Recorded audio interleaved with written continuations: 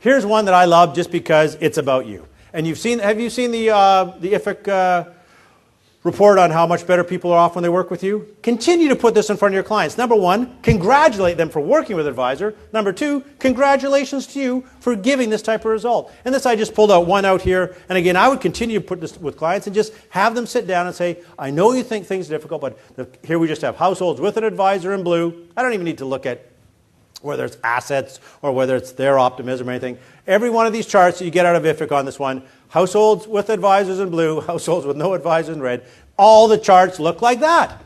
The client is on a functional basis better off, on an emotional better basis off, on a financial basis better off.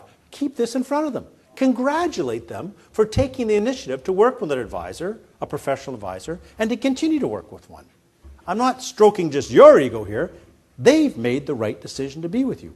Validate that decision. Show them the impact it has on the average Canadian and show it the impact it has on them. That keeps them optimistic. I guess when you put IFIC all together, my staff did all the numbers. They said clients are 200% better off working with advisors than without. Great. I'd feel good about that if I was a client. Last one I want to talk about is the Spirit Primer, and this is just keeping these successes in front of your clients. I don't have time to go through all this today. What I'm talking about here is most of your clients have other things besides their financial work with you. They're running businesses, they're running families, they're managers at BC Hydro or whatever, I don't care. Okay? They're doing things. You make them understand they're able to consistently do things, manage growth, know when to say no, manage cash flow in their business. They do all kinds of things right all day long. All we're saying is take that same work you're doing all day long, you're making decisions all day long, let's continue to do that same proactive decision-making work in the relationship with the advisor. Let's not get bogged down on all the bad news and all the things that can go wrong. Let's continue to move forward. Nobody goes to work, most people I should say, until there's huge burnout. Nobody goes to work and says, "Now, boss, I'm not going to do it today. I'm just going to sit on my desk and not do anything. I'm not making any decisions. I might be wrong. I'm not going to do anything. I'm just going to sit here." You can't say that at work, right? But they say that to you and I in their own life. It doesn't make any sense. So show them you're doing it there. Let's do it for yourself as well, because it matters most when you do it for yourself. And again, I don't need to, we have some examples of things that they can hope on. So anyway, there's a summary of the primers, okay? And we built this little Roman house here on the side here because it is building a house with your clients. It is some primers that you can put in place, emotional primers that get an emotional response that allow them to make decisions better, that allow them to take your advice. You're still going to be doing a lot of the hard lifting for them, but you get them emotionally prepared to do that. And again, that is through providing the leadership, showing them that you are the professional in the relationship and that you have real value to them that they should listen to. Relationship advice, which is just developing a deeper bond, a trusted advisor relationship with them. And again, friendship qualities are very important. And we're seeing that more and more, especially when we start talking about social media, things like that. People don't trust anything but their friends. You can't be a friend to all your clients, but you can develop friendship qualities. Covey has a great analogy called the emotional bank account. Anybody done any Stephen Covey work? And the emotional bank account? What he said, and I loved it because it works so well in my marriage, he said, what you want to do with every person you have a relationship with is keep an emotional bank account. Because in life, you make deposits, emotional deposits, when you're doing something nice or good for a person. And there are invariably times when you're making withdrawals on the emotional bank account. Whether you're late for dinner, whether you're not doing something, whether you do anything to upset the person. An emotional bank account. Debits and credits. Keep that balance and see, how am I doing with this individual over the long run?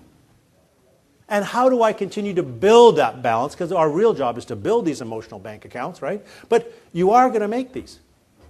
Think about that side. Think about developing these relationship bank accounts with people. Because I'll tell you what, if you've got a ton of money in the bank, it can withstand some hits. And it's the same with a relationship. If you've got a ton of capital, relationship capital in that emotional bank account, and something goes wrong, and it could be something you did wrong, because we disappoint sometimes, or it could be something in the market, or it could be something else, that emotional bank account will help your client and you through it. Purpose was just all around optimism, and the last one was around spirit. And this is just the courage to continue to do in their personal life what people are invariably doing in their professional life. They are successful. That's why they're dealing with you. They're successful people. You don't have a lot of unsuccessful clients. If you do, you got a problem, right? You've got successful people as clients. Have them develop that success or take that success and roll it over into their work with you as well. Okay, let me just close with something not around the client and the client fatigue, but advisor fatigue. Because, tell you what, this is of great concern to me. You have to deal with the clients.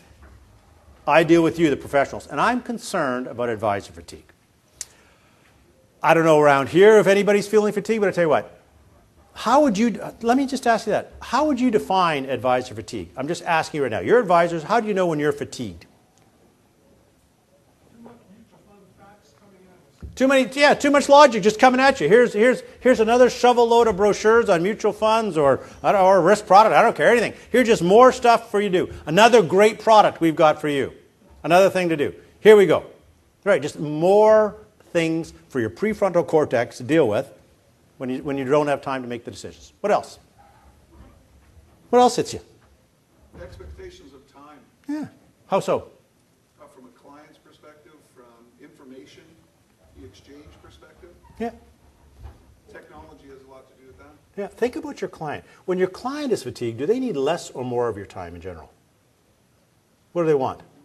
More. Because they want to feel better. They don't want to feel depressed and bad. But everybody on TV or the newspaper stuff, they want to phone you up every day. Hey, what's happening in Greece? Hey, is Portugal really next? Hey, they want to know you and what you think about it. It takes a ton of your time, okay? And that wears you down. It's just, and again, you have the same financial issues that all your clients do as well. So we're seeing a lot of advisor fatigue. And what we're seeing in here is, it's really, the two main causes of this are dealing with the client fatigue, which is number one. They need more of your time. They need you to phone them more. They need. Because they're fatigued and they want you to pick up the slack. That makes sense? You're the pro.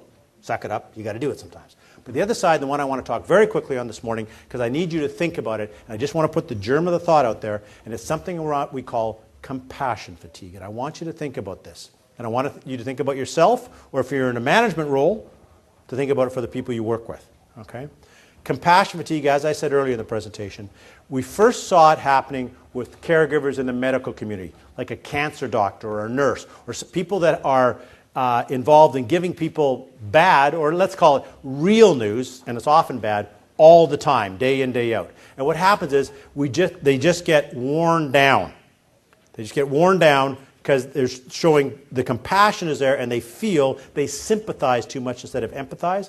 And what happens is one of two things, neither which is good. Either A, they feel and sympathize with the client so much they get sucked down into the same fatigue spiral, bad spiral, or, that's one, or they decide the only way I'm going to deal with this is just divorce myself from this completely. I'm going to have no bedside manner. I'm not even going to think about it, and I divorce myself from my client and I become too cold. Neither one is the best thing. But that's what's happening across North America, starting with the medical community, but as I said now, we're really seeing in the advisor community. With the downturn and everything that happened, we're seeing advisors really start to show this compassion fatigue. And it's shown itself, and I don't want to be alarmist in this, but in the U.S. more than Canada, it's shown itself with people leaving the business, obviously, but people deciding to end their lives because of this fatigue, because they get so compassionate and so concerned about what is the bad things that happen to their clients, they decide it's not worth it anymore. That's not how we want you to feel. That's not how you should feel to be of best use to your client. So what I want you to think about when you think about client fatigue, I want you to think about advisor fatigue as well. Are you experiencing it? Is it because of the client fatigue, or is it other reasons in there? And figure out what you're going to do about it, okay? What has happened, and again, there is no left brain, right brain, but in general, because the brain's much too complex to look at like this, but in general, you could say that the left brain, the left side of your brain is all about the linear, logical, rational thought part of your brain. The part that takes all that mutual fund crap, makes some sense of it, and tells your clients the insight. But what's happening now is you're having to deal with your client's fatigue. You're having to deal with your client's pessimism. You're having to deal with your client's lack of relationship, lack of trust, lack of ability to make decisions. Your right-hand side of your brain is being activated more and more and more. And because of that's what's happening, it is getting fatigued. Just because it's not used to operating at that high level all the time. Because you're in a caregiving, you're a servant, right? In a good way, you're a servant to people. This caregiving part can interact with you. And you need just to watch that, okay? Now, how do we think you should deal with that? That's the whole model that I want to talk about here. This is the 1-2 combination. Forget about that. Think about this. here's what happens. The environment is out there for all of us, you and your client. What happens is the client gets fatigued. When the clients get fatigued, more advisors get fatigued because you're being asked to pick up the slack and you feel this compassion as a normal human being and as somebody who cares about their clients. You feel this compassion for them and things are getting out of hand. Our suggestion is activate some of these emotional primers to work with your client to reduce the client fatigue. When that occurs, when client fatigue starts to diminish, what we're seeing happen is that advisor fatigue starts to diminish as well. We care about both. But I'll be honest with you, you should care about client fatigue. I care about advisor fatigue. I don't want you to get stressed. I want you to be optimistic. I want you to believe in the relationships we have with you. I want you to be the kind of person that works with people to move forward in your career and in your professional life. So it's the same thing on both ones. So I need you to think about client fatigue. I need you to think about the fact that people are just tired of making decisions. They make too many damn decisions, and everybody else is telling them bad things. What can you as the professional, what can you as the leader do to help with this fatigue? And I'll tell you what, the number one thing you can do is start to address their emotional concerns. And that's where those 4 primers came into play.